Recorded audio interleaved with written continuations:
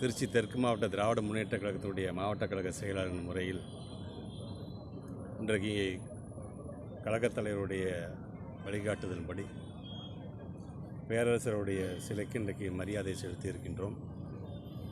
இதை ஒரு சமுதாயத்திற்கான அரசர் மட்டுமல்ல, ஒட்டுமொத்த தமிழ் இனத்திற்கான ஒரு அரசராக அவரை நாங்கள் பார்க்கின்றோம். தமிழ் வளர்த்த அரசராக அவரை நாங்கள் பார்க்கின்றோம். ஆக அந்த விதத்தில் ஒரு தமிழனாக அவருக்கான அந்த மரியாதை செலுத்துகின்ற பணியில் இன்றைக்கு நாங்கள் கலந்து கொண்டிருக்கின்றோம் என்று சொல்லுகின்ற அதே வேளையில் அவருடைய வழியில் தமிழையும் தமிழினத்தையும் காக்கக்கூடிய பணியில் தொடர்ந்து தமிழ்நாடு போராடும், தமிழ்நாடு வெல்லும் என்கின்ற உறுதியை ஏற்கக்கூடிய ஒரு நாளாகவும் இந்த நாளை நாங்கள் பார்க்கின்றோம். நன்றி.